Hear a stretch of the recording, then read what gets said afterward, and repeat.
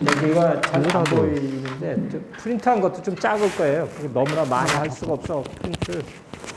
그래서 하여튼 여러분 보는 대로 조금 보시기는 좀 나쁜데 안막이 안 돼서 우리나라에 이제 사과 외성사가 M9이 들어온 지가 한 20년 이제 되나요? 20년쯤 되는데 그 나름대로 뭐 정착은 많이 했지만 여러 가지 어려운 점도 많죠. 어려운 점도 많고 워낙 이런 말씀 드리긴 좀 이상한 얘기지만 4에 2m로 심으시면 1.2m 아래는 안 달리는 거예요, 원래. 햇빛이 가리잖아요. 우리나라는 어떻게 돼? 하지 때는 조금 위로 올라갔다가 또 이게 이 구배가 있기 때문에 적도가 아니잖아요. 적도가 아니기 때문에 30m선 위니까 원래 이론상으로 하면 사과나무는 이 줄이 그러니까 열간 사이가 얼마예요? 5m 돼야 되거든요. 근데 이제 땅이 없고 이러다 보니까 4m로 하니까 이제 어떻게 돼요? 그림자가 생기죠. 그림자가 생기니까 외성이라는 건 사실은 이렇게 아랫옆에 많이 달려야 되거든요. 그래 관리기도 쉽고. 그런데 지금 그렇지 못하니까 전부 이제 수고가 5m 이상 올라가니까 이제 사다리, 고가 사다리 차를 이제 들여놓고 다 그러죠. 그러니까 이게 원래는 이렇게 돼야 돼요. 땅이 넓은 사람은 넓게 심고 땅이 좀 좁은 사람은 뭐 일은 더 하기 어려워도 좁게 심는 이렇게 선택의 방법을 해드려야 되는데 너무 하나로 갔어요. 이제 그게 조금 어려운 점은 해서 그리고 이제 여기 저기 회장님도 계시지만 여러분들 토양 관리는 뭐 처음에만 하시죠. 뭐 처음에 심을 때만 파고 나중에 전혀 파는 적이 없으니까 절대 그러면 13년, 15년도 많이 가신 거죠. 제가 보기엔 12년 못 갑니다. 12년. 12년 동안 비실 건지 25년 할 건지는 여러분 손에 달렸어요. 그건 이제 오늘 제가 저기 한 건만 이제 강의를 하죠. 그래서 이제 보면 뿌리가 자라려면 여러 가지 뭐 이유가 많겠죠. 굉장히 많아요. 뭐 토양이 부드러운 거, 토양에 공기가 많은 거, 물, 뭐 온도 뭐 등등이 많고 화학성은 뭐 말 그대로 제일 중요한 건 뭐 pH죠. 사과나무는 뭐 pH가 5.5 이하가 되면 일단 안 돼요. 그거는 뭐 망간이 과다 흡수돼서 여러 가지 부작용들이 많이 나오기 때문에 사과는 아무리 pH가 낮아도 5.5는 넘어야 돼요. 5.5는 뭐 넘어야죠. 뭐 넘어야 되고 그런데 이제 제일 문제가 여기 있죠. 여러분이 뿌리가 얼마나 오래 가느냐. 흰 뿌리가 됐다가 검은 뿌리 될 때까지가 얼마 걸리냐면 여기 데이터 거기 안 보시면 거기 보시면 되는데 그 전정을 하는 거에 따라 이게 틀려요. 전정을 많이 하면 할수록 뿌리는 줄어요. 그러니까 이게 이제 어느 때가 그런 문제가 생기냐면 어렸을 때는 수영을 만들기 위해서 안 자를 수가 없어요. 나무를 뭐 조그만 회철이면 뭐 거의 자르다시피 해야 되고 좀 큰 것도 어렸을 때는 뭐 30% 이상 자르게 되잖아요. 비율이. 나무가 커지면 뭐 이제 좀 잘라내도 뭐 나무가 크니까 그까지 몇 가지 안 되니까 그건 자른 게 아니죠. 그러나 어렸을 때가 제일 문제란 말이에요. 어렸을 때 자르면 자를수록 여러분 생각에는 자르면 신초가 잘 튀어나오죠. 그럼 여러분들은 생각이 어떻게 생각을 하시냐면 아 왕성하게 잘 나오니까 뿌리도 왕성하게 잘 나오겠구나 이렇게 생각을 하시죠. 근데 정반대죠. 겉에는 왕성하게 나오는데 뿌리는 안 나옵니다. 뿌리는 나무에다가 칼을 안 대면 안 될수록 뿌리는 잘 뻗어요. 이게 여러분 생각하고는 틀려요, 뿌리가. 그래서 제일 중요한 건 뭐냐면 그리고 하얀 뿌리가 됐다가 흑색 뿌리가 가는 일수가 아무리 나무를 안 건드려도 330일이에요. 330일. 1년이죠. 1년. 1년 지나면 하얀 뿌리가 나왔다가 흑색 뿌리가 되면 뭐 없는 것보다는 낫지만 일을 거의 못하죠. 다시 흰 뿌리를 내줘야 돼요. 이게 굉장히 중요한 거거든요. 흰 뿌리를 내줘야 돼요. 안 내주면 굉장히 어려워지죠. 어려워져요. 나무는 어려워집니다. 그러니까 제가 예상했던 것보다는 이제 조금 많이 가셨는데 저는 12년 예상했거든요. 여러분처럼 안 파주면 12년 이상 못 지탱할 거예요. 홍로는 뭐 그 안에 거꾸라질 거고 제가 보기에는. 홍로는 특성이 틀리니까. 결국은 새 뿌리를 유지해서 2년에 한 번은 파줘야 돼요. 2년에 한 번은 파서 약간 뿌리가 끊기면서 거기서 새 뿌리가 나와서 그것이 또 한 2년 가고 또 2년 가고 이런 식으로 돼야 돼요. 2년 주기로 한 번씩 예, 예. 아, 자르는 게 아니라 파야 돼요. 중간중간. 이제 이따 설명 다시 할게요. 그래서 처음에는 여러분들이 팔 때 이제 폭이 80cm 내지는 1m 폭을 이제 이렇게 암거를 안 하고 팔 거 아니에요. 그건 자동으로.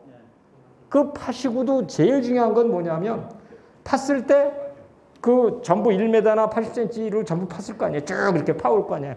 그 흙을 잘 관리를 해서 집어넣어야 돼요. 거기다가 탭이, 요새 탭이 없죠? 탭이 없으니까 뭐 집어넣어야 돼요? 볏짚 썰어서 놓거나 아니면 피트모스는 좀 비싸면 피트모스 놓거나 아니면 버섯 재배하고 남은 찌꺼기 놓거나 뭐 이런 거 팽연안개 놓거나 이런 거 넣어줘요. 그냥 안개는 안 됩니다. 거기서 완전히 잘해줘야 돼. 그것만 해도 잘하면 6, 7년은 공짜로 먹죠. 6, 7년은 공짜로 먹습니다. 6년까지는 안 파주셔도 돼요. 6년 지나면 손 대야 돼요. 손 대야 돼. 안 되시면 뿌리는 나와 있지만 새 뿌리 나오는 게 얼마 없기 때문에 어떻게 돼요? 안 되는 거죠. 안 돼요. 여러분 옛날에 26 심기 전에 옛날에 일반사과 심었을 때 어때요? 매년 팠죠? 매년. 매년 어떻게 파요? 뺑 돌려 파잖아요. 그게 왜 팠겠어요? 파고서 약간 뿌리가 앞으로 약간 들어오면서 파서 새 뿌리를 자꾸 내주는 거란 말이에요. 새 뿌리를. 이러니까 옛날 사과 어떻게 갔어요? 30년 갔죠. 일반사가 30년 갔어요. M26은 못 가도 20년 정도 갔어요. M9 오니까 12년 가면 많이 간다고 제가 보여줘요. 첫 번에 파고 안 파니까. 당하지를 못하죠. 위는 관리를 잘 하시니까 뭐 꽃눈이 엄청 많이 붙죠. 옛날에 비해서. 약도 옛날에 비해서 잘 주시는 거죠. 물론 뭐 조금 문제는 있지만 SS 다 갖고 하기 때문에 약 주는 건 뭐 옛날처럼 뭐 그렇게 옛날 이렇게 약대로 주는 건 아무리 잘 줘도 안 묻는 데가 많거든요. 이거 틀리거든요. 그러나 뿌리는 관리를 전혀 안 하시거든요. 그러니까 오래 못 가는 거예요. 그래서 여기 보시면 어떤 사과나무도 마찬가지고 뭐 복숭아도 마찬가지고 같은 나무를 건드리면 건드릴수록 뿌리는 줄어들고 겉에 거는 튀어나온다. 그래서 어떻게? 첫 번에 심을 때 토양 관리를 잘 해놓으면 한 5, 6년은 공짜로 먹고 들어가는 거죠. 그때는 뿌리가 잘 뻗어요. 뻗습니다. 그 다음에 이제 이런 뿌리는 왜 중요하냐? 뿌리가 많으면 어떻게 돼요? 뿌리가 잔뿌리가 많아야 되거든요. 잔뿌리가 많으면 많을수록 이게 어려운 말로 뭐 뿌리의 씨앗인데 쉽게 해서 양분과 수분을 잘 빨아들인다는 거죠. 그래서 여기 보면 어떻게 돼요? CEC가 높으면 높을수록 뿌리에서 CA 흡수량이 높다. 이건 뭐 단순히 CA, 칼슘만 흡수량이 높은 게 아니죠. 다른 양분이 다 높은 거죠. 예를 저거로 들은 겁니다. 그 다음에 토양이 부드러우면 뭐 잘 자라는 건 당연한 거고. 자, 여기 한번 보죠.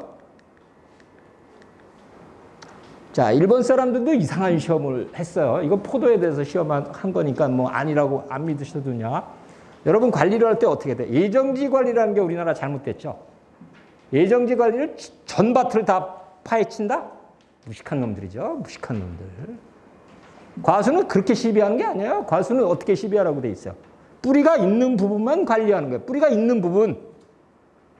뿌리가 없는 부분은 관리하는 거 아니에요. 그거는 포기하는 거예요. 자, 여기 포도지만 보세요. 같은 유기물을 갖고 전밭에 다 주는 거, 전밭에 층을 조금만 주는 거, 뿌리가 있는 부분만 집중적으로 준 거, 어떤 게 나아요? 뭐 당연히 뭐 뿌리가 있는 부분만 주는 게 낫죠. 쉽게 얘기하면 M9은 어떻게 돼요? 주간으로부터 70cm 양쪽으로 떨어진 안쪽만 관리 잘 하시면 돼요. 주간으로부터. 실제 여러분 뽑아보셔도 70cm 넘어가는 뿌리가 그렇게 많지도 않아요. 예? 잔뿌리도 뭐 거의 없고 M9은 특히 뿌리가 약해서 바람 불어서 넘어가면 다 넘어가죠. 다 부러지면서 다 넘어가죠. 26은 좀 낫고 뭐 굉장히 뿌리의 취약성이 있는 거죠. 뿌리의 취약. 그래서 여기만 관리하는 게 굉장히 이제 중요한 거거든요. 그 다음에 이제 여기서 보시면 여러분들 생각이 이제 조금 맨 나중에 하고 자, 짚는 거죠. 짚을 넣었을 때 자, 대조 안 판 거죠. 파고서 짚을 넣고서 다시 메운 거예요. 물론 여기 석회도 넣고 뭐 인산질 비료도 넣습니다. 팔 때. 넣고 넣었더니 어때요? 2년 후에 조사해 보니까 안 판 거는 30cm까지만 뿌리가 있고 한 50cm 부위에는 30cm까지 있는데야 10%뿐이 없습니다. 그러나 파준 건 어떻게 돼요? 뭐 90cm까지 거의 다 반올림하면 40씩 다 있고 5년 후에도 어떻게 돼? 5년 후. 5년 후에도 보면 안 파준 거는 다 뿌리가 30cm 위로 다 기었어요. 그리고 40에서 50 되는 건 거기에 10% 정도뿐이 없고 나머지 파준 건 어떻게 돼요? 파준 건 전부 100이죠. 그러니까 한번 처음에 잘 파면 암거 여러분 하실 때 잘 파고 잘 놓으면 제가 얘기했잖아요. 6년은 괜찮다고. 근데 6년 후에 안 파면 이제 어려워지는 거죠. 이제 여기 그 자료에 한번 보시면 뭐가 또 있냐면 여기는 뒤에 있구나. SS가 다니면 이게요. SS가 다니면 어떻게 되냐. 5년만 딱 다니면 열간 사이인 거의 다 다닌 자리 안쪽은 어떻게 돼요?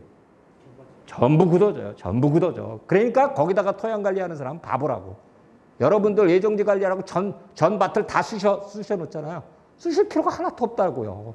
SS 5년만, 4, 5년만 다니면 의미가 하나도 없어요. 뿌리 거의 가 있지도 않아요. 특히 M9은. 근데 거기다 왜 비료주고 거기다 왜 그걸 왜 관리해요? 어디를 관리해야 돼요?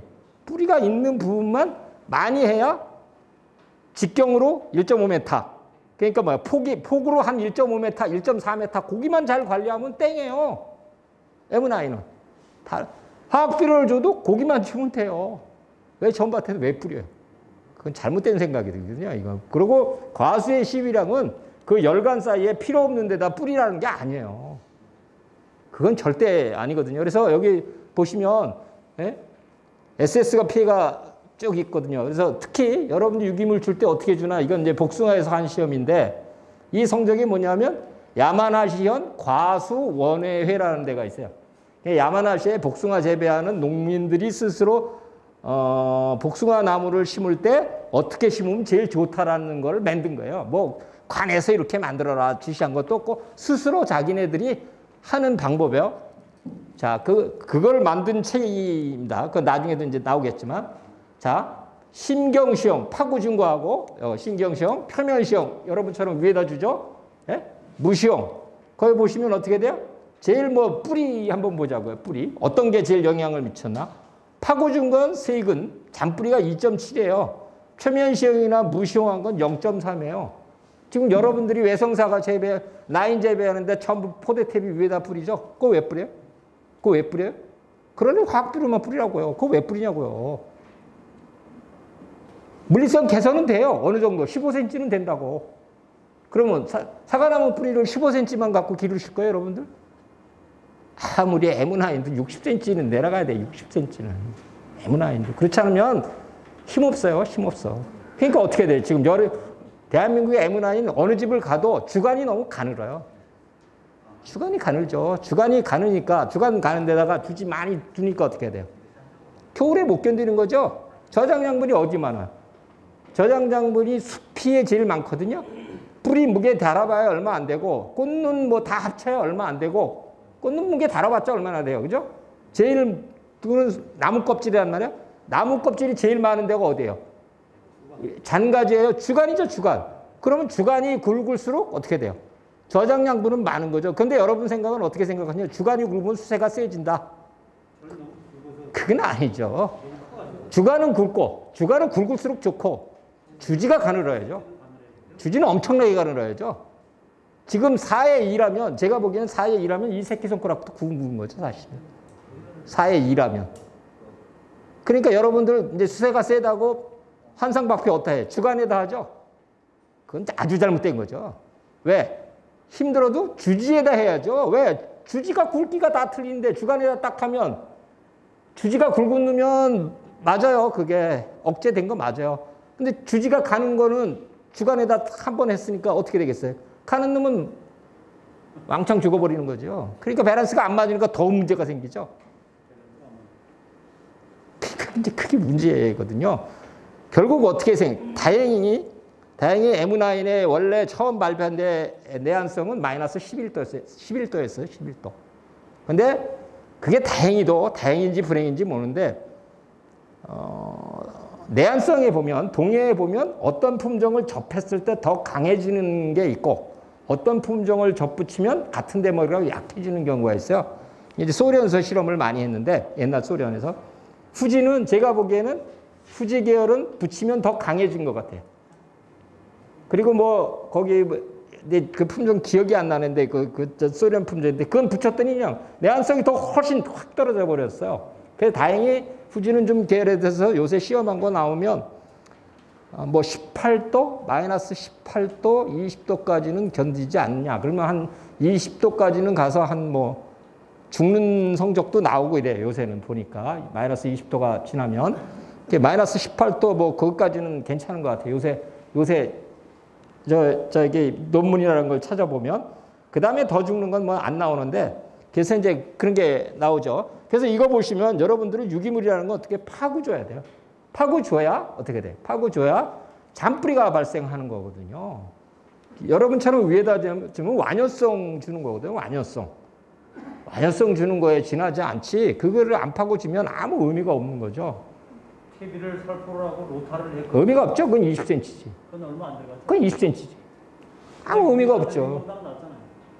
안 하는 것보다는 낫지만 그 의미가 별로 없어요. 다 30cm 위에 있으니까 30cm 뿌리가 위로 올라오면 어떻게 되는 거예요?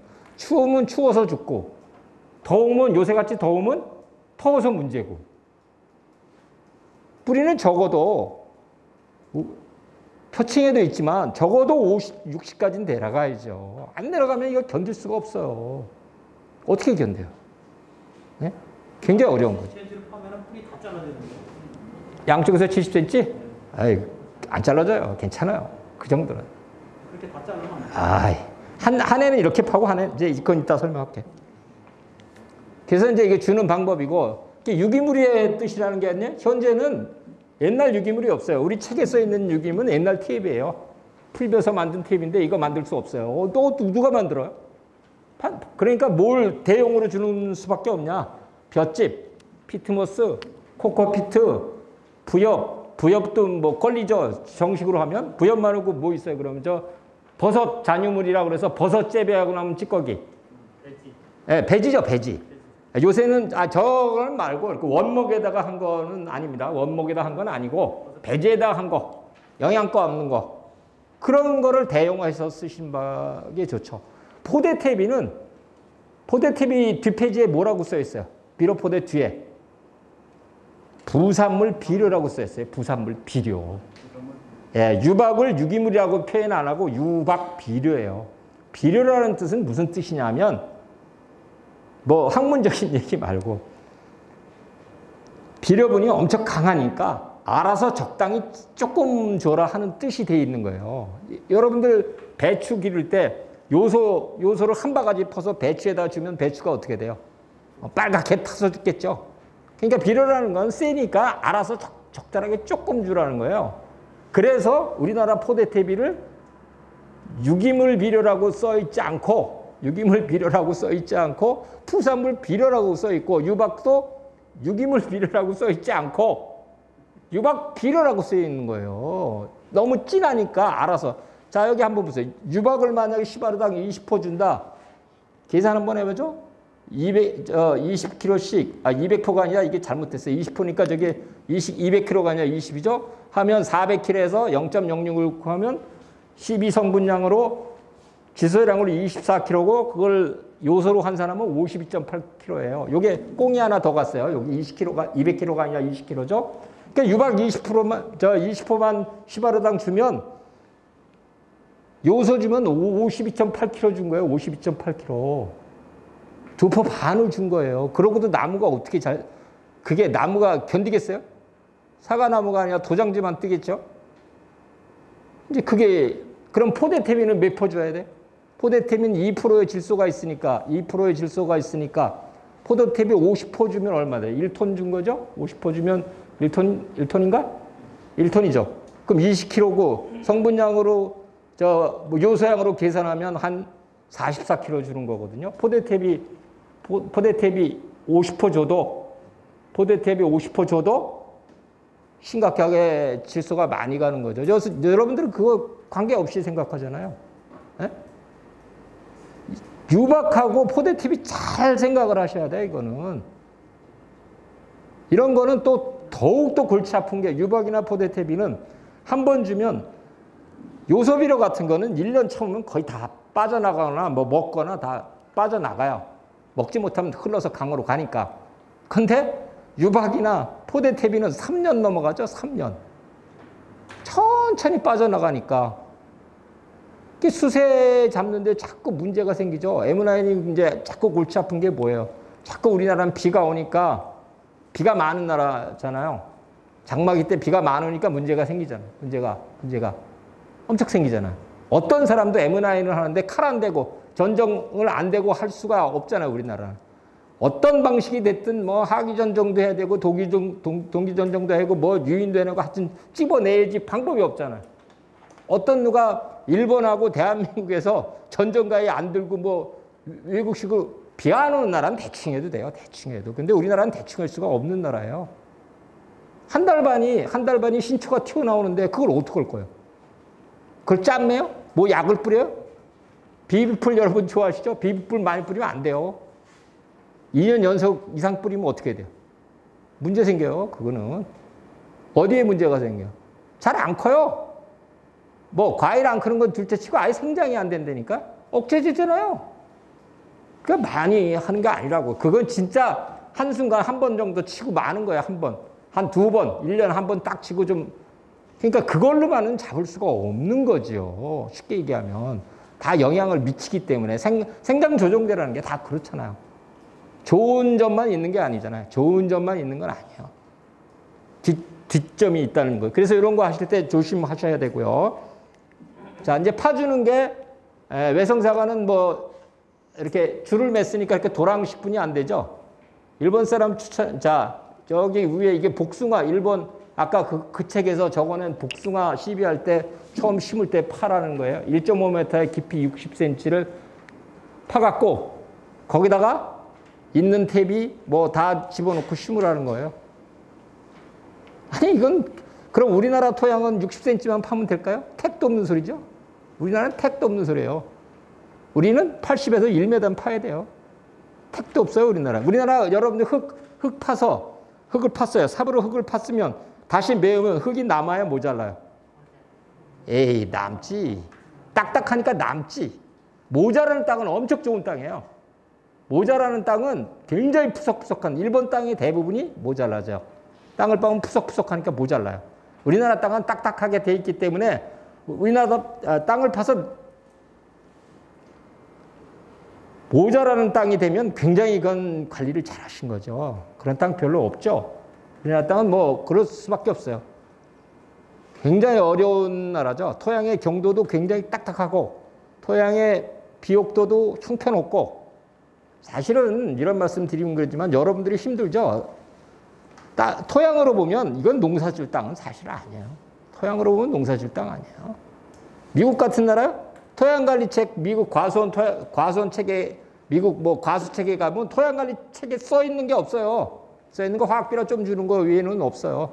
뭐 토양에다 석회를 줘라 유기물을 줘 그런 거 줄 때는 아예 농사를 안 줘요. 그 사람들은 땅이 많으니까 좋은 데 가서 그냥 짓지 그런 데는 안 짓는다고요. 그래서 일본 책만 말고는 뭐 흙에다가 무슨 석회를 줘라 흙에다 유기물을 줘라 이런 내용이 적혀져 있지를 않습니다. 죄송스럽지만 우리하고 일본만 땅이 안 맞으니까 어쩔 수 없이 도망갈 수 없으니까 어떻게 해요? 가능한 한 뭐 어떻게 해라 하는 거죠. 미국의 크넓은 저기 와싱턴주 거기는 대목이 주로 M111이에요. M111. 왜 M111 하면 동해 때문에 나이는 뭐 금접도 못하고 싹 죽으니까 못하고 26도 잘 못해요. 26도. M111 중간 대목 쓰죠. 그냥. 저기 반회성 대목 같은 걸 쓰고 있어요. 왜냐하면 뭐 추위에 얼어 죽지 말아야 제일 좋은 거지. 그러니까 그거 하거든요. 완전히 이제 우리하고는 틀리죠. 그래서 이제 일본 사람들 다 파고 어떻게 파라 그래요? 이게 뭐예요? 자, 이제 여기 두 번째 써요. 이렇게 되면 한 해는 어떻게 파요? 1년 차에 여기 파고 여기 파고 여기 파고 여기 팠어요. 다 팠어요. 이제 아까 제가 그랬잖아요. 이쪽으로 70cm 이쪽부터 다 이제 파다가 양쪽으로 도랑식으로 파면 몇 년 파면 다 팔 거 아니에요. 그러면 팔 데가 없으면 어떻게 해야 돼요? 이렇게 사성기 중간을 빠는 거야. 한꺼번에 이걸 다 파면 뿌리 다 잘려 다 죽죠. 요 부분만 팠다가 유기물 넣고 석회 넣고 다시 집어넣어서 뿌리를 살리는 거예요. 새 뿌리를 내오게 하는 거예요. 그렇지 않으면 이렇게 또 오가식으로 이렇게 구멍을 여기 뚫고 이렇게 자기가 알아서 몇 구멍씩 뚫어서 집어넣는 거예요. 그 일본 사람도 어떤 시험도 하냐면 이거 우리나라는 좀 어려울 텐데 세차장에 가면 이렇게 세차하는 그 고압 부분무기 있잖아요. 세차 획 할 때 그걸로 땅을 파서 거기다 유기물을 넣고 덮는 시험도 하고 그래요. 왜? 뿌리는 파지 않아서 저렇게 안 하면 새 뿌리가 안 나요. 2년 이상을 못 가거든요. 새 뿌리가 나와서 2년 이상을 못 가요. 2년 가면 뭐 많이 가야 2년 봐주는데 1년 반, 하얀 뿌리가 나와서 까만 뿌리가 된 게 많이 가야 1년 반이거든요. 그럼 적어도 나중에 6년 차까지는 처음에 판 게 있으니까 부드러운 게 있으니까 잘 자라죠. 그게 지나면 어떻게 해요? 듬성듬성 저렇게 해줘야 된다는 거죠. 옛날엔 저렇게 안 하고 그냥 동그랗게 팠죠. 그죠? 동그랗게 팠죠. 그러면 지금 신경하고 단근하고의 단근은 틀리죠. 별로 없다는 얘기네요. 단근은 안에 더 바짝 깎아들여서 하는 거죠. 네, 단근은 그러나 심경이라는 것은 그렇게 할 정도가 아니고 근데 이제 저렇게 중간중간 부분적으로 하는 거는 약간 단근의 효과가 있겠지. 그래도 너무 많이 안 하니까. 그 방법이 제일 좋다는 얘기 아니에요? 그렇죠. 나중에는. 해야 돼요. 무슨 방법이라든지 해야지 뿌리. 여러분 보시잖아요. 전정하시다가 결과지가 신통치 않으면 어떻게 해야 돼요? 옆에 ABG로 갈잖아요. 그럼 뿌리가 신통치 않으면 어떻게 돼요? 뿌리 발생을 시켜야죠. 그건 왜 안 해요? 너무 쉽게 지금 농사를 지니까 당근기로 그냥 쭉 트랙터라고 끌고 와버리면 그건 안 돼요. 그러면 이제 어떤 결과냐면 회장님처럼 15년 가서 비면 한 4, 5년까지는 다시 소득이 없을 거 아니에요. 별로 없지 뭐 투자만 해야 되니까. 그죠? 그럼 파시고 20년이나 25년 가실 거예요. 안 파고 12년 만에 자를 거예요. 12년 자르면 예를 들어서 6년 차 될 때까지는 뭐 별로 없는 거예요. 5년 차에 좀 달리지만 4년 차까지는 뭐 소득이 거의 없는 거라고. 그럼 맨날 4년 차 허덕이고 또 거기다 새 묘목값 집어넣고 뭐 집어넣고 그렇게 하실 거예요? 아니면 어떻게든지 파서 20년, 25년을 가야죠. 전 생각이 좀 틀리거든요. 과수라는 게 뭐냐면 과수는 한 번 심으면 적어도 20년 이상 따먹어야 돼요. 과수는. 뭐 12년 만에 이렇게 빌려면 과수를 왜 심어요? 그건 의미가 없죠. 그럼 한 6년은 또 돈 베리고 6년만 돈 벌고 그러니까 굉장히 어렵죠. 굉장히 어렵잖아요. 파는 것만 좀 해주시면 뿌리만 좀 관리를 해주시면 옛날 생각을 해보세요. 옛날 1980년대 초까지 우리나라 SS가 뭐 우리나라 전국을 통틀어서 10대가 안 됐죠. 10대가. 80년대, 81, 2년도는 전국을 통틀어도 SS가 제가 알기는 20대 이하예요. 그것도 일본제 중고.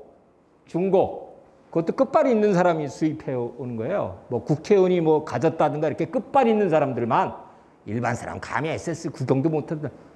그땐 약대를 다 줬죠. 그죠? 5 두고 뭐 3 두고 심한 경우 좁은 건 이렇게 인력으로 이렇게 하는 거 뭐 이렇게 줬어요. 그때 약 주는 건 지금 아무리 잘 줘도 지금 SS를 주는 것보다는 안 묻어요.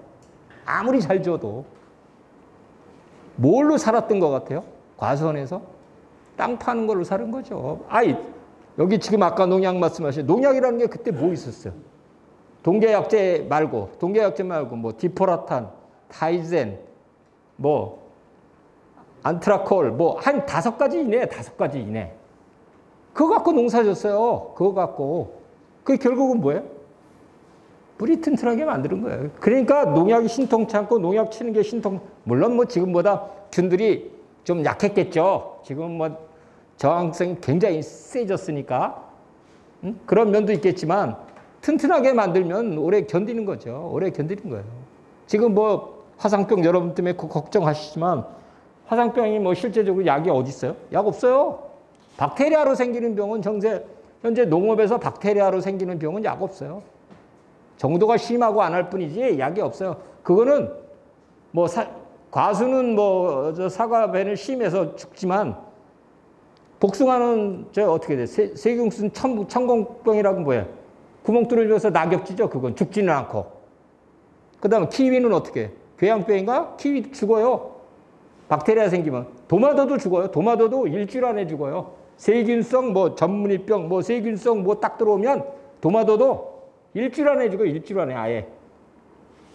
뭐 도마도에서 무서운 뭐에 그 저기 토양전염은 다른 병은 시실 뭐 한두 포기씩 죽으니까 뭐 수학기까지 하는데 박테리아로 생기는 병은 그냥 한 번에 죽어요. 한 번. 일주일 안에 싹 다 죽어버려요. 아예 만세불러 버린다. 현재 그래요.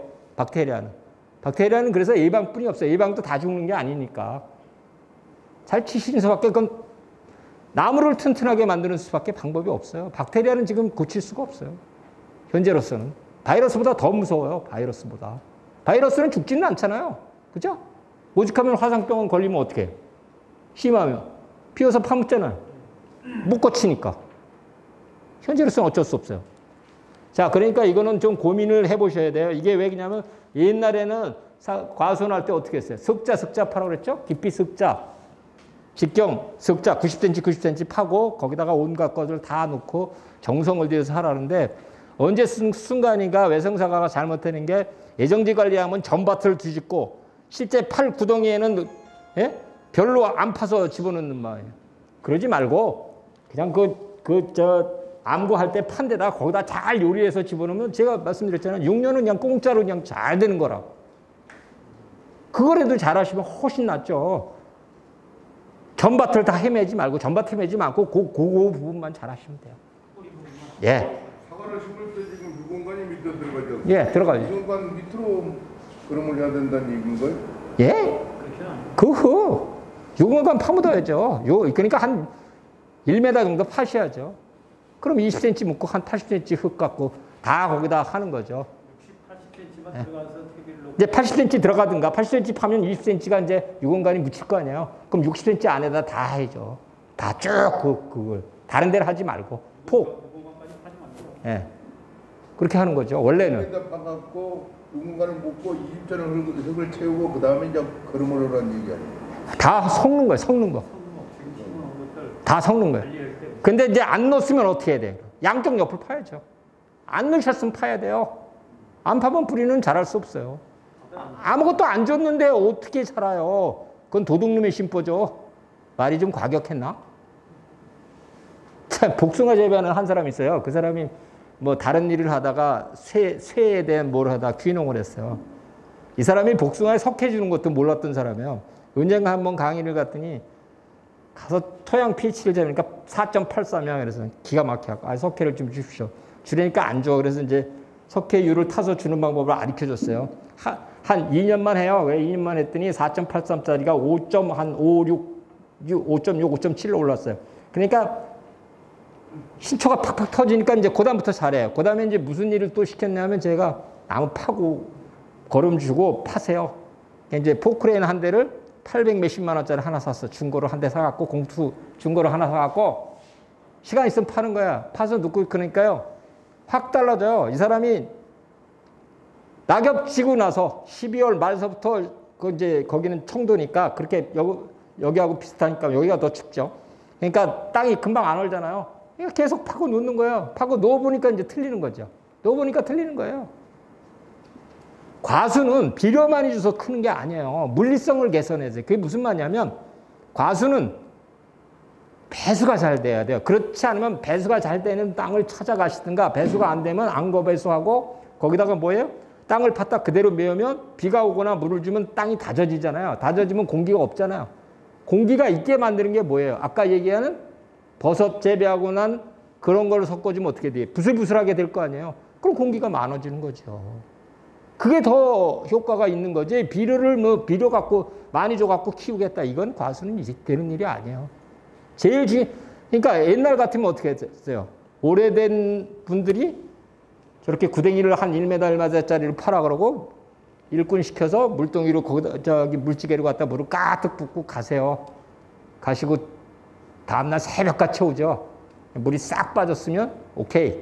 안 빠졌으면 여기다 과수원 못 열게 했죠. 그러나 요새는 그렇게는 못하니까 어떻게 해요? 파고 유공관 묻는 거죠. 유공관 묻는 거예요. 자, 이거 일본에서 시험한 거 보면, 이거는 뭐 사과나무는 아닙니다만은, 버섯 잔유물, 아까 버섯 그 찌꺼기, 그 다음에 이거 화학비료만 준 거, 이게 넘어갔어, 왜? 이거 하나 빠졌네. 이제, 근데 이게 제일 좋은 게 여기 뒤에 사진이 있었는데 제가 여기 칸이 없어서 거기에 이제, 어박 준 거, 오븐탭이 준 거 이렇게 나왔는데 제일 좋은 게 뭐예요? 버섯 잔유물이에요. 여러분들 생각을 진한 걸 주면 좋을 줄 아는데 절대로. 진한 게 아니라 비료분이 없는 거. 그게 뭐예요? 토양을 식빵처럼 부풀리는 거예요. 부풀리는 거. 그걸 넣어주면 되는 거예요. 예. 근데 옛날 퇴비는 그 역할을 했죠. 옛날 퇴비. 풀벼서 만들고 외양간에서 수염 남은 것 만들면 좋았는데 그런 건 지금 뭐 구할 수가 없으니까 대용품을 쓰라는 거예요. 대용품. 자, 그 다음에 이제 석회 주는 방법입니다. 이것 때문에 제일 문제죠. 석회가 이제 이게 아주 이게 위에 거는 우리나라의 이멸재 교수님이 이제 원예 시험장에 계실 때 실험한 거고 밑에 거는 아오모리 현 사과 시험장에서 이제 실험을 한 거예요. 두 개를 딱 보면 결과가 딱 맞죠. 그게 뭐냐면 밑에 거를 보면 뭐예요? 표층에 시용하면 3년 7개월이 걸리니까 여기 이제 까맣게 내려간 게 pH가 올라가니까 얼마 내려갔어요? 20cm 내려갔어요. 3년 7개월에 20cm 이동했어요. 13년 걸리니까 50cm 내려갔습니다. 여러분들 석회 뿌리라 그러면 어떻게 뿌려요? 위에다 뿌리면 그 뭐 뿌리나 많아져?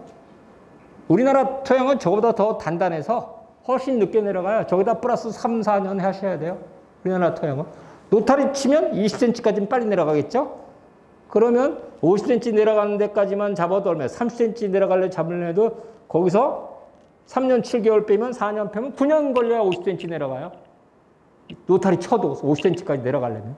그럼 어떻게 해야 돼요? 아까 그 호리가다로 일자식으로 쫙 팠을 때 거기다가 석회를 섞여주면 되는 거죠. 석회는 이동을 안 해요. 섞어줘야 돼요. 채소 재배할 때 어떻게 해? 채소 재배할 때 모종 왠지 심기 전에 퇴비 뿌리고 석회도 뿌리고 같이 노타리 치는 이유가 그거예요. 똑같아요. 과수는 노타리가 의미가 없으니까 노타리가 20cm뿐이 안 내려가니까 뭐 70cm 내려가는 노타리가 없잖아요. 그냥 파서 두집는 수밖에 방법이 없어요. 안 두집으면 시간 기다려요. 10년 이상을. 그럼 어떻게 되냐? 우리나라 여러분들 보면 지금 현장에 안 나가겠지만 30cm까지는 pH가 좋아요. 6.5 이렇게 딱딱 나와요. 50cm 밑에 가서 pH 보면요. 5.8도 안 나와요. 5.8도 안 나와. 5.5 겨우 넘어가는 집 있는가 하면 5.3, 5.2. 그러니까 가뜩이나 땅을 안 파줘서 뿌리가 밑에 자라지도 않는 데다가 pH까지 안 맞으니까 어떻게 돼요? 뿌리가 안 내려가죠. 뿌리가 안 내려가요. 뿌리가 안 내려가. 굉장히 이제, 그러니까 실제 이제 사과나무가 얼마나 흡수했느냐? 뭘로 실험했냐면 이게 방사성 동위원소라 그래서 여러분들 저기 일본에 원전 사고 났을 때 우리나라에 일본 식품들이 들어오면 이렇게 갖다 쪄서 가이가 카운터라 그러죠. 따다다닥 소리 나는 거. 그걸로 조사해 보니까 표면 시험하니까 사과나무가 33 먹고 20cm까지 흙까지 막 석회를 섞어서 주니까 100이 40cm까지 섞어서 줬더니 150이죠. 저게 한 60이나 70, 80까지 섞어줬으면 더 많았을 거라고. 예?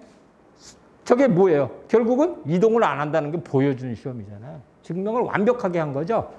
일본 데이터하고 우리나라하고 데이터하고 보니까 두 개를 합치니까 아주 완벽하게 증명이 된 거죠. 그래서 석회는 이동이 안 돼요. 그러니까 여러분들이 주실 때 굉장히 힘들어요. 자, 이건 넘어가고. 그래서 이건 이제 빨리 주는 방법은 있죠. 빨리 주는 방법은 석회를 타서 주는 방법은 있어요. 정 밑에 게 뭐 pH가 50cm 이하가 낮으면 파지 못하면 어떻게 돼요? 석회, 소석회율을 한 20배 정도 타갖고 구멍을 한 40mm나 이렇게 뚫러서 60cm마다 하나씩 뚫러갖고 깊이 30cm까지 넣고 그 물을 휘휘 져갖고 갖다 붓는 거죠. 한 나무에 한 12개, 외성상은 한 12개 정도 뚫으면 되겠죠. 12개나 뭐 10개 정도. 그래서 한 2년 정도 뚫으면 그래도 50cm까지는 금방 내려가죠. 2년 걸치면. 그러나 그럴 때 물을 안 타고 그냥 석회 가루로 주면 어떻게 돼요? 들어가서 딱딱하게 굳어갖고 안 돼요. 큰일 나죠. 그러니까 물을 많이 한 20배 정도 희석해서 그렇게 구멍을 뚫어야 빨리 들어가니까. 그냥 위에다만 안 들어가요. 또 석회는 조금만 들어가지. 그러니까 구멍을 한 30cm 깊이까지 뚫고 거기다가 부어주면 한 50cm까지는 그런 거 2번만 하면 금방 내려가죠. 그래서 이제 여러분들 센터에서 토양 분석을 해주는데 맨날 30cm만 뜨면 안 된다는 거죠. 한 번쯤은 2년에 이제 뭐 매년 할 필요는 없는데 매년 해주면 어떻게 하냐면 한 번은 위에 거 하고 한 해는 밑에 거 좀 하셔서 내게 밑에 게 어떤지를 좀 봐야 된단 말이에요. 과수가 30cm 뿌리가 내려갔으면 이게 되겠어요. 도마도도 아니고.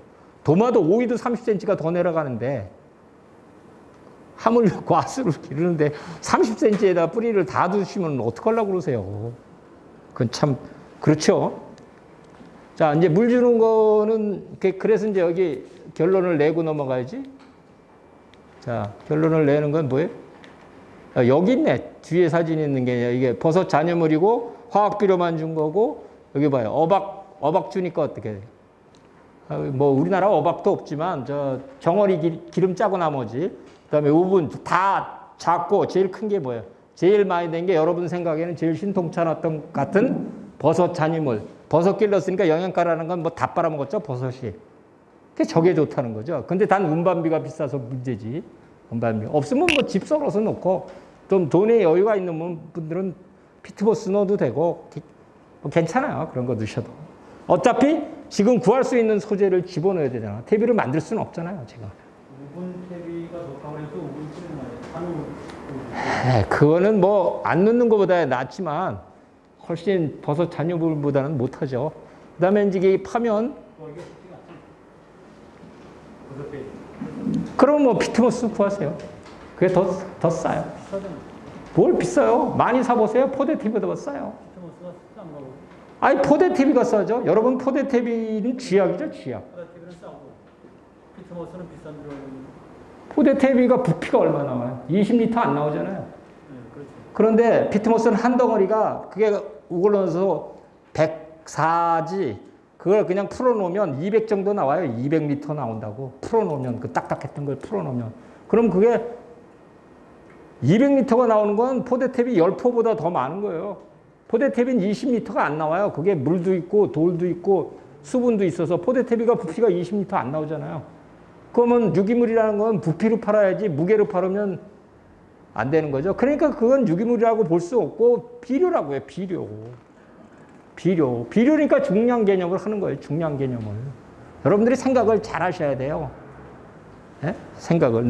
저는 제발 그 지자체에서 유박이나 포대탭에다가 보조 좀 안 해줬으면 좋겠어. 그거 해주니까 갖다 주는 거지. 나무 다 망하는 거지. 망해. 다른 걸 사주는 게 낫지. 여기 보면 주간에서부터 뭐 한 40cm 정도 양쪽으로 되는 데나 거기다 이렇게 파서 집어넣는 거죠. 거기다 집어넣고 표층 시비하면 이거 문제가 심하죠. 예? 문제가 심해요. 그래서 이 표층 시비하면 표층 시비를 하는 이유가 참 잘못 가르쳐서 표층 시비는 우리나라 토양에서는 안 됩니다. 안 돼. 그러려고 하지 마세요. 못 알아요. 제일 좋게 하는 방법은 뭐예요? 처음에 파고 한 1m쯤 파고 암고하고 이제 저렇게 퇴비나 석회 섞어서 넣고 30cm 옆에다가 양옆에다가 어떻게 해요? 지중점적하는 거죠. 예? 지중점적하는. 다 여러분들이 비료 뿌려보지만 요새처럼 초생재배하면 비료 뿌리면 뭐 풀이 한 30% 먹죠? 예? 풀이 30% 먹어요. 30%. 들어가는 시간도 오래 걸리고. 그러나 30cm 밑에서 지중점적해서 들어가면 일주일에서 열흘이면 사과나무에 올라가 있죠. 그러니까 이걸 제일 많이 시행한 사람이 누구예요, 우리나라? 아까 저 과석배 회장님도 제일 천대받던 복숭아가 돈 많이 벌죠, 그죠? 복숭아 재배 농가가 안 하더니 슬금슬금 해요. 네? 사다가 슬금슬금 한다고요. 지금 여러분들처럼 스프링클러로 물 주는 건 좋은 방법이 아니죠. 과수는 물이 그렇게 많이 필요한 작물이 아니잖아요. 물을 많이 준다는 것은 토양의 공기를 밀어낸다는 얘기예요. 토양의 공기를 밀어낸다는 얘기는 토양 중에 산소가 없고 토양 중에 산소가 없다는 얘기는 잔뿌리가 안 자란다는 얘기예요. 결국은 M9은 스프링클러를 물 주면 안 돼요. 점적으로 줘야 돼. 점적으로. 스프링클러를 주면 스프링클러에 그러니까 물을 어떻게 줘? 위부터 적셔서 내려가죠. 그죠? 스프링클러는 위가 다 적셔야 되잖아. 점적은 50cm마다 하나씩 있으니까 거기서 고기만 젖으니까 안 적신 부분에 공기가 빨리 들어오죠. 실제 데이터도 아마 제가 갖고 왔는지 모르지만 지중점적이 지금 복숭아 재배 농가서부터 계속 늘어나고 있어요. 그거는 뭐 자기네들가 써보니까 상당히 좋거든요. 그래서 이제 요건 이제 이렇게 지나가고 물 주는 건 어떻게 주느냐? 물 주는 거는 이제 제일 좋은 거는 일단 뭐 비가 오면 M9은 물이 고이지 말아야 돼, 그죠? 이렇게 다른 데서 물이 들어온 데가 있으면 뭐 또랑을 일단 쳐놔야죠. 겉으로 또랑을 쳐놔서 하여튼 물이 절대로 과수원에 들어왔어도 빨리 빠지게 눈으로 보이는 게 빨리 빠지게 하는 게 제일 중요하고 심지어는 여기 데이터가 지금 있는지 모르겠지만 일본 데이터를 보면 뭐예요? 논에서부터 24m 떨어진 데다가 길렀어요. 똑같은 표고로 논에서 24m 저쪽 논에서 6년 후에 40%가 죽었어요. 사과나무가. 물 타고 들어오는 거죠. 그게 6년 동안 누적이 돼서 죽는 거예요. 그 다음에 요새 어떤 민원이 저한테 들어오냐면 그거 배상을 못 해드렸는데 복숭아 농가인데 복숭아 밭이나 뭐 어디나 제일 싼 데가 논이잖아요. 논. 요새 땅값이 제일 싼 데가 논이잖아요. 그러니까 이제 논을 메우고 이제 조금 더 뒀어요. 조금 더 두고 이제 복숭아 밭을 만들었어요. 그랬더니 지금 뭐예요? 저기 벼재배하는데 뭐야? 벼재배하는데 제초제 줘야 안 돼요. 주죠 한 번. 처음에 뭐 농약도 넣고 제초제도 넣고 다 넣고 한 번 다 한다며 저기 다. 그게 조금씩 밀려 들어왔고 한 5년 지나니까 품종이 다 그렇지는 않은데 어느 한 품종 그레이트라는 품종 하나만 제초제 증상이 나오더라고요. 그래서 뭐 그걸 여러 가지 관계로 그걸 어떻게 배상을 받을 길이 없나 했더니 그게 안 된대요. 논이 나중 들어왔으면 되는데 과수원이 나중 들어오면 재판에도 지고 또 그 제초제를 허가 맡을 때는 벼에 대한 허가만 맞는데요. 우리나라는. 벼에 대한 제초제는 벼가 피해가 있는지 없는지만 맞는다는 거야. 다른 과수가 피해가 있는지 없는 데는 우리나라 법으로서는 적용하기가 어렵대요. 참 한심하더라고. 그러니까 이것도 지금 과수협회가 해야 될 일인데 과수협회 세력이 그렇게 높지를 못해서 이게 점점 그런 일이 이제 일어날 텐데 제가 왜 이런 말씀을 드리냐면 항상 아까 24m 얘기도 그렇게 먼데도 24m가 사실 가까운 거리는 아니잖아요. 그러니까 상당히 멀기 때문에 여러분들 논 옆에 한다든가 그러면 그 주위로 암거를 해서 물을 퍼내야 된다는 얘기입니다. 그런 얘기를 드리려고 제가 말씀을 드린 거예요, 이게. 자, 그래서 뭐 점적은 제일 물 주는 방법이 어떻게 하는 게 제일 좋으냐면 1시간 물 주고 1시간 쉬는 방법이 좋고 스프링클러는 10분 주고 1시간 쉬었다 주는 게 좋아요. 그 왜 그러냐? 계속 적시면 뭐 스프링클러는 여러분들이 오랫동안 주지를 못해요. 왜냐하면 스프링클러는 물이 굉장히 나가기 때문에 뭐 30분 이상 주는 사람을 못 봤는데 물이 뭐 많이 나가니까 똑 떨어지니까 못 주죠. 근데 점적은 뭐 심한 사람은 3일도 틀어놓고 일주일 틀어놓은 사람도 봤죠. 그럼 그렇게 오랫동안 틀어놓으면 어떻게 해야 돼요? 상아리에다가 흙 채우고 묘목 심어놓고 물 일주일 동안 담궈놓은 거하고 똑같은 효과죠. 네. 그러니까 저게 줬다 끊었다 하라는 얘기는 뭐예요? 물을 한꺼번에 주면 토양 중에 있는 공기가 밀려나가니까 줬다 끊었다 하라는 거예요. 가능하나. 그건 뭐 타이머로 조작하면 되니까 사람이 하지 않아도 되니까 가능하나 그렇게 하시라는 거죠. 그 다음에 이제 물 주는 양은 여기 보시면 보통 토양의 경우는 1mm 줘라 그러면 10알에 1mm 줘라 그러면 무슨 얘기예요? 10알에 1mm 주라는 얘기는 10알에 1톤 주라는 거거든요. 그럼 여기 표로 봐서 7일 동안에 스프링클러는 10알당 30mm, 30톤을 주는 거예요. 근데 채소는 요새같이 감을 때는 노지에만 매일 줘야 될 거란 말이에요. 그렇지 않으면 타 죽죠. 그러나 과수는 7일 안에 30톤만 가면 돼요. 이 토층이 두껍기 때문에. 그러니까 자기네 관정이나 이런 거의 사정에 따라서 3일에 15톤을 주든지 매일 4.3톤씩 주든지 그건 자기네 사정에 맞춰서 주면 돼요. 하여튼 일주일 안에 얼마만 가면 돼? 스프링클러는 10하루당 30톤만 가면 돼요. 점적 건수는 가로친 거 10톤. 그러니까 자기네 집 물 사정이나 관정 사정에 따라서 알아서 일주일 안에만 가도 상관없고, 그 다음에 이제 그런 거 질문하는 사람이 많아요. 뭐 아침에 주냐, 저녁에 주냐, 뭐 낮에 주냐, 밤에 별 의미가 없어요. 과수는 토층이 두꺼워서 최소나 이 전 세계적으로 시험한 거 보면 뭐 한낮에 주지 말라고 써 있는 건 사막에만 그렇게 써 있어. 사막. 그건 왜 그러냐면 사막에 한낮에 주면 어떻게 돼요? 증발량이 많으니까 물이 많이 날아가서 주지 말라는 거지. 예, 과수는 별 의미가 없습니다. 시험 성적을 쫙 보면 아무 때나 주셔도 상관없어요. 예, 아무 때나 주셔도 상관없습니다. 그런 거는 뭐 상관없고. 그 다음에 그래서 과수원에는 아까 이제 앞에 계신 분들이 좋은 비료를 소개했는데 그렇게 좋은 비료 갖고 농사를 지으실 필요가 별로 없어요. 왜냐하면 위에다 뿌려도 토층이 두껍기 때문에 거기까지 가는 시간에 전부 토양 속에 있는 박테리아에 의해서 변해요. 그게 변해요. 그래서 어느 나라든지 과수원에 쓰는 비료는 가장 값싼 거를 써요. 가장 값싼 거. 왜? 토층이 두껍기 때문에 비싼 비료를 써도 한 뭐 20cm 부위까지 이렇게 빨리 들어가서 지온도 높고 해서 빨리 변해서 좋을 수는 있어도 결국은 과수라는 거는 토층이 50cm 이상이 있기 때문에 그 전체를 계산하면 별거 아니기 때문에 과수원에는 뭐 이렇게 토양용 시비할 때 좋은 비료를 쓰실 필요는 없다고 봐져요. 제가 보기엔. 그리고 다른 나라도 그렇게 좋은 비료를 쓰지 않고 그냥 가장 값싼 비료를 자기네들이 경제적으로 구할 수 있는 가장 값싼 비료를 쓰고 있습니다. 그래서 과수는 땅에다 주는 것만큼은 그렇게 뭐 너무 비싼 거를 안 주셔도 돼요. 자, 여기 보시면 이제 이게 그건데 사과원에 물 주는 방법이죠. 물 주는데 무관수, 점적관수, 수상 스프링클러, 나무 위에서 하는 거, 미니 스프링클러 밑에.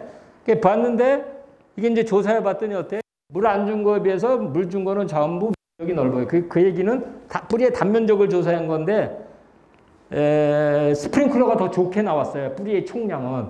그러나 아까도 말씀드렸지만 잔뿌리가 많은 게 좋아요? 굵은 뿌리가 많은 게 좋아요? 회장님? 그렇죠. 그게 문제죠. 저기 데이터 딱 보면 어떻게 돼요? 1mm 이하가 잔뿌리잖아요. 1mm 이하는 뭐가 제일 많아요? 저기 보면 점적관수죠. 그러니까 우리나라 제가 1986년에 이스라엘에서 점적 단추를 처음 들여다가 점적관수를 우리나라에 퍼치게 됐는데 처음에는 다 점적관수를 했어요. 점적관수를 해다 여러분 눈으로 보니까 물이 가는 게 잘 안 보이니까 아 이거 도대체 효과가 없나 보다 그러고 다 뜯어내고 점적관수 다 뜯어내고 스프링클러를 하셨죠. 근데 사실 스프링클러를 하면 안 돼요. 과수는 물이 그렇게 많이 필요한 것도 아니고 과수는 항상 땅속에 공기가 많아야 되기 때문에 그냥 점적관수 하셔도 되는데 지금 뭐 해놓은 건 그렇다고 뭐 뜯지 마세요 또. 뭐 값이 얼마인데 그걸 뜯고 있어요.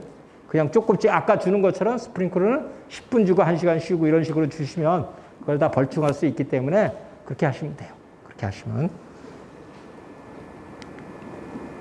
그러면 그렇게 쉬었다 주면 어떻게 돼요? 퍼지는 것도 많이 퍼져요. 되게 모래땅이라 스프링클러를 한다 그러는데 우리나라 사람은 줄 때 그냥 계속 주거든요. 이러니까 얼마 안 가요. 물을 조금 주고 쉬었다, 조금 주고 쉬었다 이러면 어떻게 돼요? 퍼지죠, 퍼져. 안 들어가고. 계속 한 번 해주면 어떻게 돼요? 점적관수를 계속 함정이면 한 군데만 들어가거든요. 그러니까 한 1시간 줬다, 1시간이나 2시간 쉬었다가 또 1시간 줬다 이렇게 주면 옆으로도 많이 간다고요. 그게 물 주는 방법인데 물 주는 방법을 뭐 가르쳐 주는 사람이 없으니까 그렇게 될 수밖에 없죠. 자, 뭐 물 주는 거는 효과. 자, 요거 한 가지 하죠. 자, 여러분들이 수학기 때는 물을 끊어라 이렇게 가르치잖아요, 그죠? 근데 그거는 옛날 얘기고 옛날에 고랑관수 했을 땐 맞아요. 지금은 어떻게 돼요? 딸 때까지도 물을 주는 거예요, 계속. 물을 주는데 물을 착색기 이후에는 물을 줄이는 거예요. 반 이하로. 보통 거 줬던 데보다 30%만 주는 거지. 줄이는 건 아니에요. 예? 그거 잘 생각하셔야 돼요. 옛날 책은 끊으라고 돼 있어. 끊으라고. 2주 전, 3주 전에 아직 물을 끊으십시오. 옛날에는 어떻게 했어요? 고랑에다 줬으니까 이놈은 그걸 반을 줄일 수가 없잖아요. 고랑에다 주는 걸 반을 어떻게 줄여요? 그렇게 줄이려면 아예 끊는 게 낫지. 그러니까 줄이라는 거고 요새 여러분들은 미니 스프링클러나 아니면 점적관수니까 이거 갈 때 시작해서 50%부터 착색기부터 시작해서 따기 직전까지 뭐 거기는 한 30%만 줘야 돼. 안 주면 어떻게 돼? 아주 안 주면. 아주 안 주면 광합성 하는데 문제가 생겨서 더 안 돼요. 특히 이제 여름에 따른 요새 여기 조생정이 있는지 모르겠는데 조생정 같은 경우는 물을 딱 끓으면 어떻게 돼? 안 크죠? 안 커. 요새같이 가문데 물을 딱 끓으면 안 커요. 그럼 당도 딱 떨어져요. 광합성을 못하니까. 광합성을 못하는데 다 밤에 요새 25도, 27도 되니까 어떻게 돼요? 여기는 좀 낫지만 광합성 했던 게 입에서 광합성 했던 게 과실로 전류를 해야 되는데 전류를 못하거든요. 호흡하는데 날아가져 버리니까. 그러니까 광합성을 많이 하게 되니까 조생 같은 경우는 물을 절대 수확할 때까지 끊지, 더 많이 주라는 건 아니지만 줄이지 끊으면 안 된다는 거예요. 그게 이제 굉장히 중요한 거고. 복숭아 같은 건 아주 그게 심각하게 아주 맞아요. 복숭아는 많이 크잖아요. 나중에 수확기 때. 사과는 좀 덜하지만. 그건 그렇게 하면 돼요. 지중은 아까 말씀을 드렸죠. 양쪽에 사과 같으면 40cm나 35cm 떨어진데 양쪽으로 두 줄 깊이 30cm 깊이로 하면 제일 좋은 거는 뭐예요? 비료주기가 엄청 좋다는 거죠. 비료주기 엄청 좋다. 비료주기 때문에 뭐 기비, 추비 뭐 이런 거를 나눠서 줄 수 있기 때문에 관비할 수 있기 때문에 이게 제일 좋은 방법입니다. 그런데 이제 사람들이 자꾸 의심하죠. 이제 의심은 이미 끝났어요. 복숭아에서 벌써 출발했어요. 출발한 지 꽤 돼요. 복숭아에서 출발했기 때문에 여러분들도 하셔야 돼요. 이거 안 하시면 한 줄 갖고는 조금 점적으로서는 양쪽으로 퍼진 거나 이게 문제가 있거든요. 그런데 지표에다 깔래니까 무슨 문제가 생겨요? 지표에다 깔으니까 풀비니까 어떻게 돼요? 전부 깎아지니까 묻어야죠, 이제. 뿌리가 또 많고. 예, 그러니까 묻어야죠. 40cm 정도 묻어야 한다니까. 30cm. 30cm. 깊이. 하고 깊이. 예. 야, 이쪽에서 35전 떨어진데 양쪽으로 두 줄 딱 묻으면 되죠. 예. 그래 놓으면 비료 주는 거 잃어버리죠. 비료 주는 거 어떻게? 물에 타서 주면 되죠. 뭐 그냥 예? 제일 좋은 방법. 그렇죠. 뭐 수세가 좀 떨어진다 주면 조금씩. 원래 비료라는 건 나눠서 줄수록 좋아요. 그렇게 못해서 문제지. 그래서 이제 그렇게 하시라고. 복숭아에서 이미 붙었어요. 그러니까 여러분들이 그건 스스로 좀 알아서 좀 하시고. 맥히는 거 이런 건 걱정하지 마세요. 그건 뭐 시간이 없어서 지금 설명은 안 하는데 나중에 하시고 싶다면 제가 편리하게 가르쳐 드릴 테니까. 자, 여기 이제 이거는 뭐냐면 M9은 뭐 보시는 바와 같이 그 배수에 굉장히 약하죠. 제일 약해서. 여기 아까 그거 나왔죠? 인접한 데서 어디요? 논하고 22.8m를 인접했는데 고사율이 24%예요. 예? 예? 옆으로 들어온 거죠. 4m, 5m 떨어진 건 42%가 죽었고 6년 후에 이 정도라니까요. 그러니까 이제 돈이 없어서 여러분들이 논 가운데 가시면 뭐 논이 위에 있으면 더 그렇고 옆에 붙었어도 어떻게 돼요? 뺑 돌려 암거해서 퍼내야 된다. 퍼내야 돼. 그렇지 않으면 요새같이 잘못되면 제초제 성분도 들어온다는 게 제가 걱정의 한 가지입니다. 걱정의 한 가지 지금. 요거가 이제 제일 제가 하는 것 중에 어려운 건데 여러분 암거하는데 제일 문제점은 뭐냐면 암거하는데 부직포나 그 뭐지? 까만 망 그것만 차광망만 한번 뒤집어 씌우면 5년쯤 가면 다 맥히죠. 그죠? 예. 5년쯤 가면 다 맥혀요. 어떻게 해야 돼요? 모래자갈을 놓아야 돼요. 모래자갈이 제일 놓고 없으면 완결해도 덮어야죠. 토양이라는 게요, 굉장히 물을 먹으면 힘이 달리 작용을 해요. 옆에서 토양이 얼었다 녹았다 하면 그게 삐지고 들어와요. 삐지고 들어와요. 맥힌다니까요. 그리고 이제 제일 문제는 모래자갈을 안 넣으면 여러분들이 어떻게 평지에 이제 과수원을 하시게 되는데 구배를 안 두잖아요. 그죠?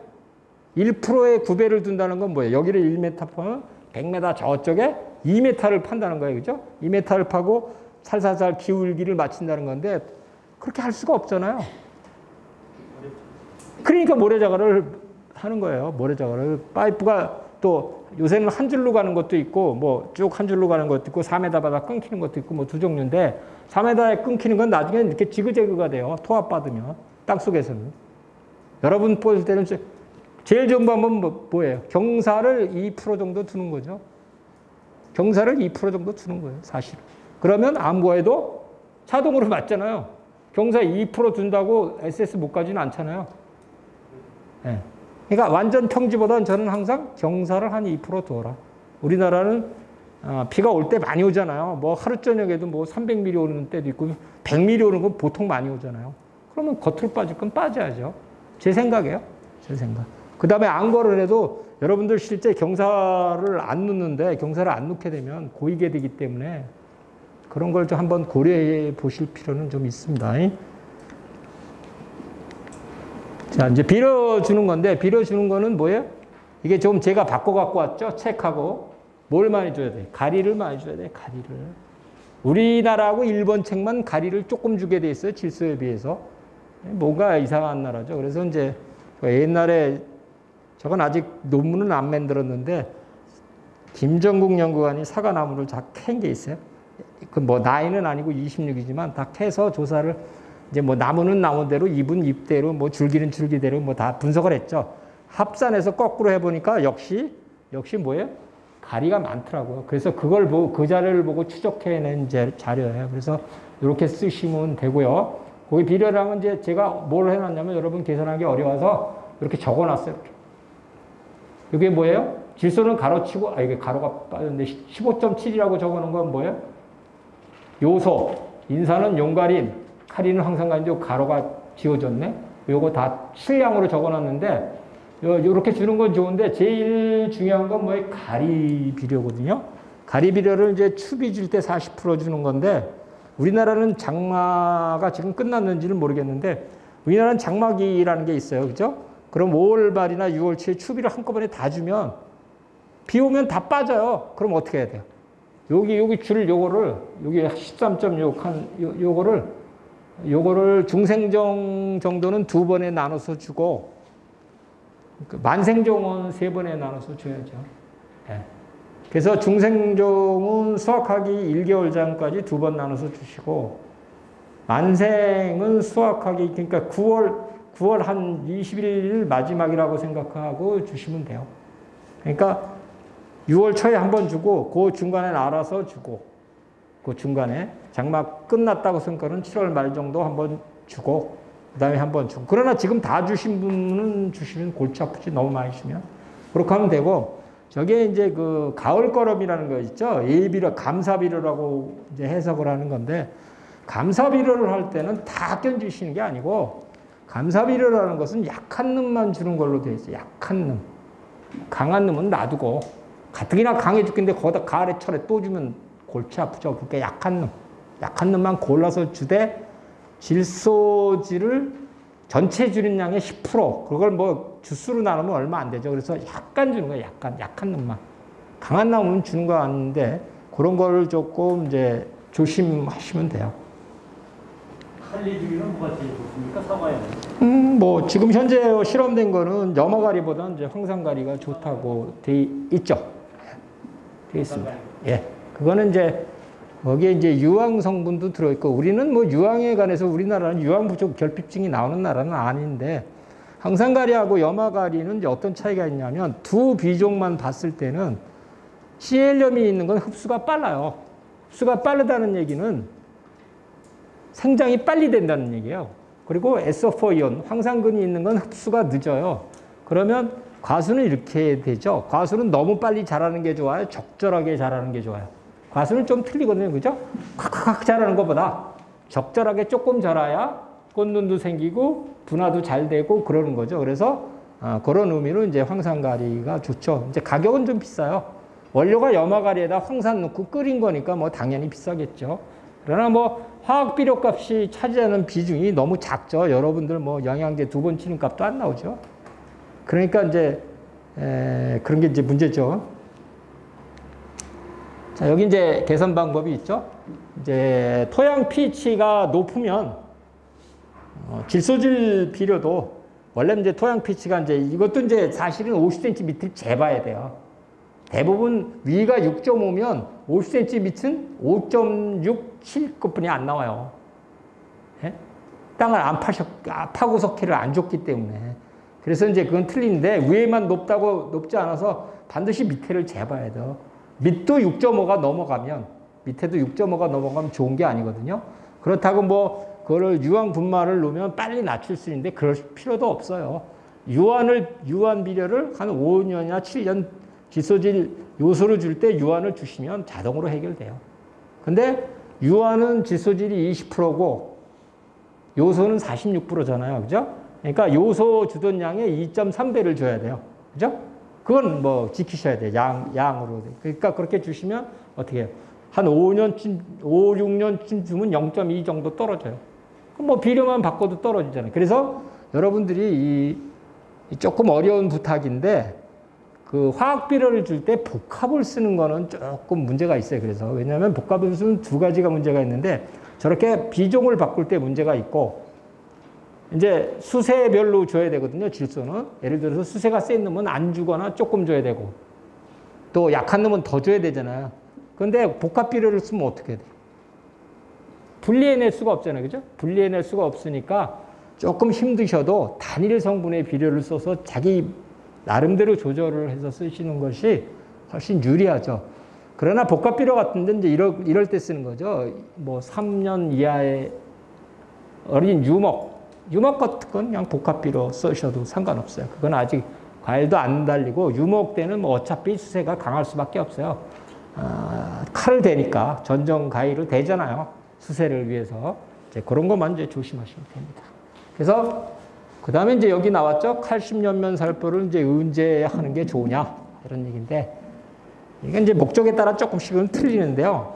이것 때문에 제가 이제 뭘 하나 보여줘야 되겠네. 실험을 제가 한 게 있죠. 여기 급하게 끼워 갖고 왔죠. 이게 이제 옛날에 한 시험이죠. 옛날에 다 했죠.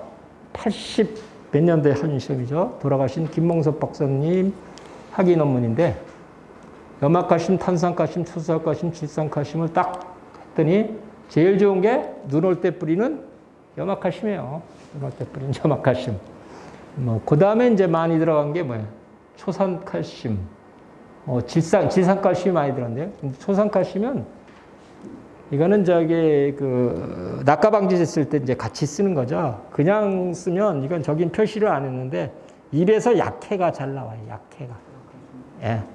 그 다음에 그래서 질산칼슘은 왜 제가 못 쓰게 하냐면 외국 같은 경우는 연면살포제로 다 질산칼슘을 추천해요. 외국 사과는. 예, 우리나라는 저는 추천 안 해요. 질산칼슘을. 무슨 의미 때문에 추천을 안 하냐면 질산칼슘이라는 것은 화학식으로 어떻게 돼요? CaNO3란 말이에요. 그럼 NO3 태지만 질소질이 들어있어요. 칼슘을 줄 때 질소를 주면 흡수가 반감돼요. 흡수가 잘 안 돼요.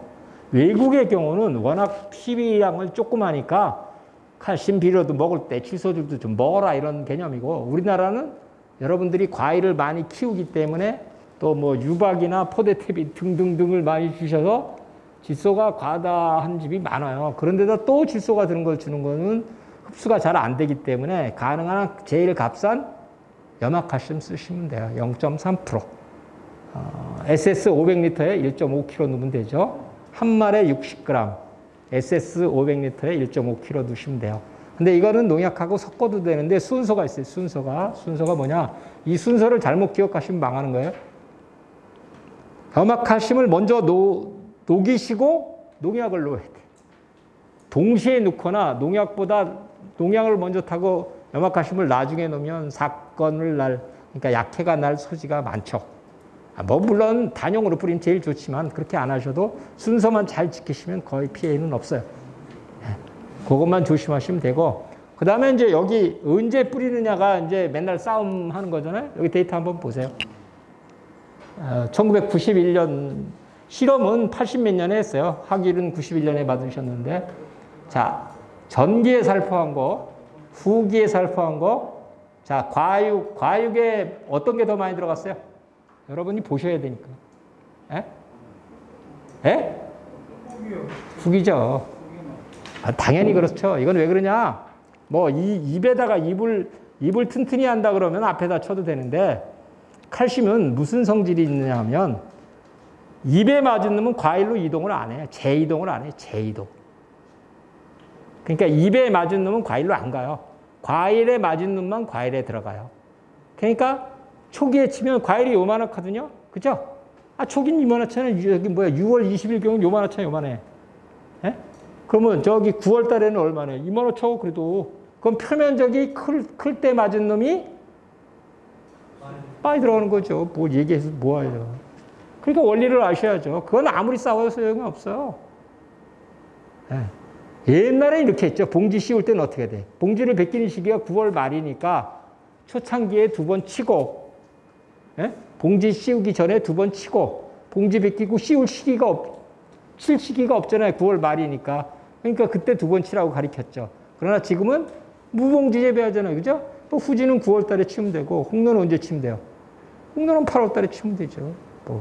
그런데 염화칼슘은 어떻게 돼요? 칼슘의 흡수 속도가 4일 내지 5일이에요. 50%가 흡수하는데.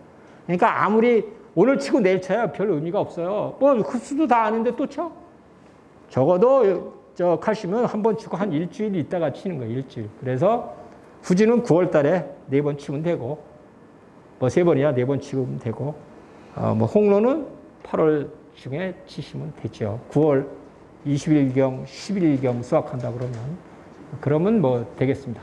그래서 뭐 제일 값싼 거가 좋아요. 염화칼슘 그냥 뭐 공업용 쳐도 괜찮고 식품용 쳐도 뭐 공업용 치셔도 거기에 뭐 불순물이나 뭐 해로운 게 그렇게 많지는 않아요. 여러분 뭐 검사해서 걸릴 정도 아니니까 제일 싼 거 치셔도 뭐 상관없습니다.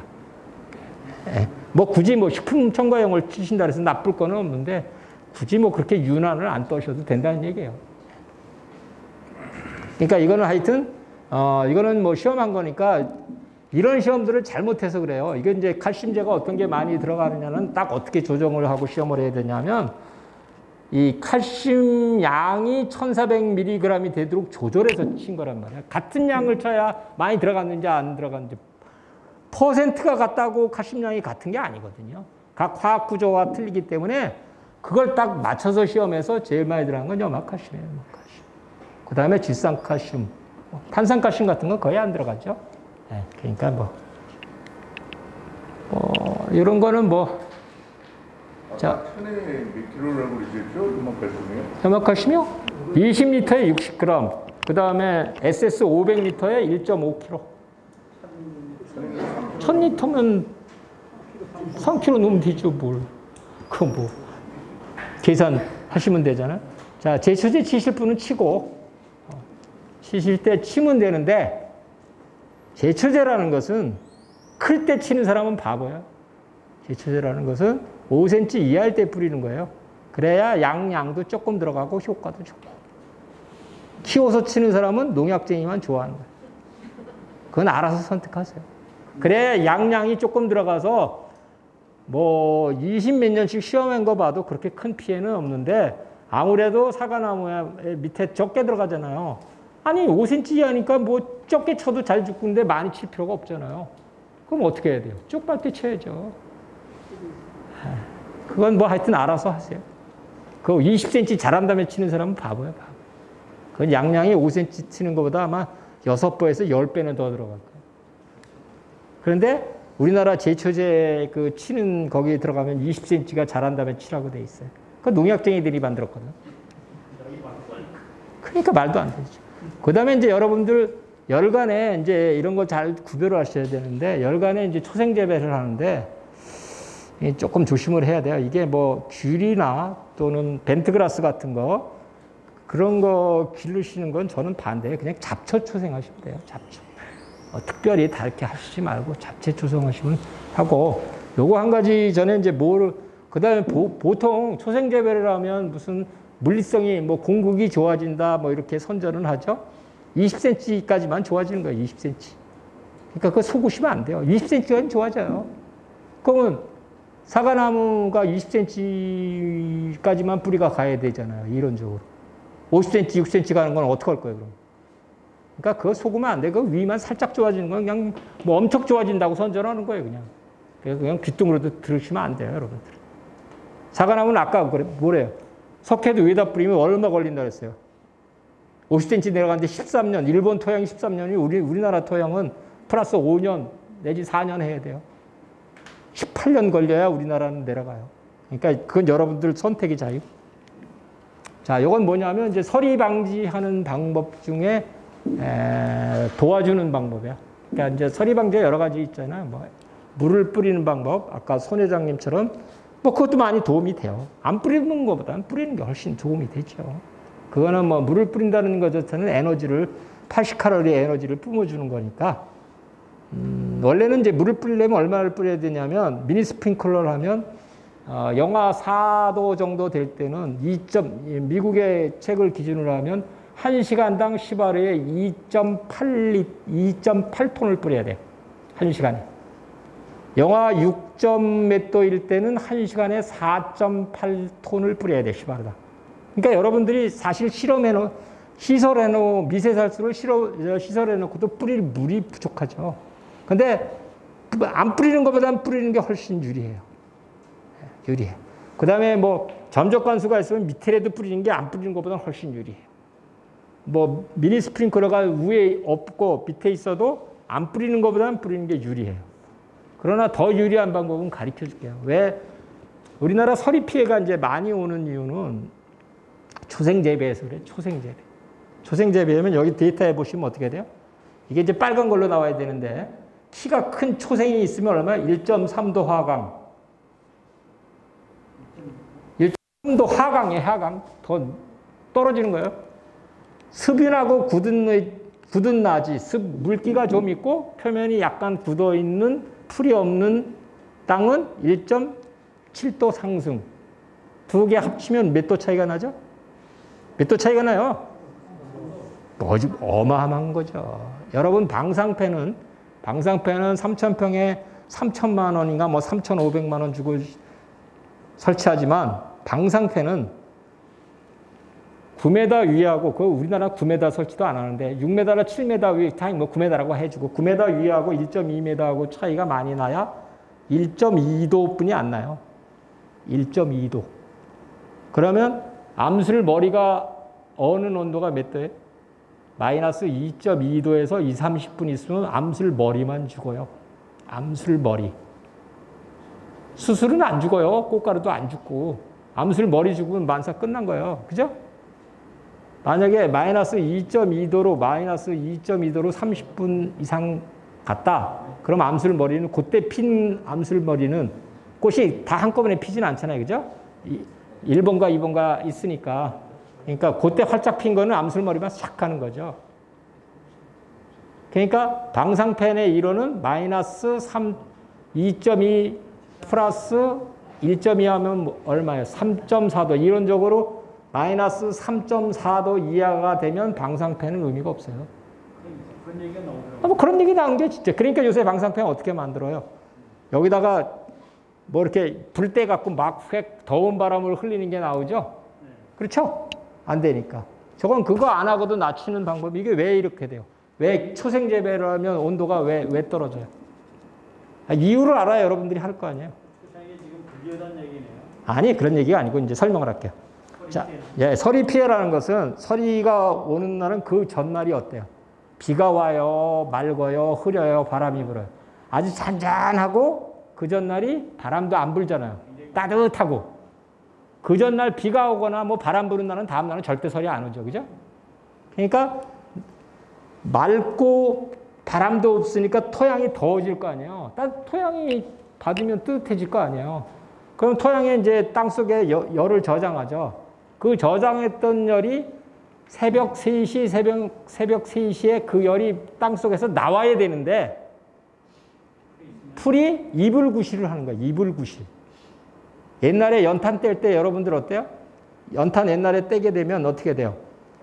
여기 담요 덮어놓은 데는 그냥 지글지글 끓어갖고 밥 거기다 두지만 그 위에는 이불 덮어놓은 위에는 막 성에가 어떤 나쁜 집은 성에 막 껴서 문고리가 막 달라붙죠?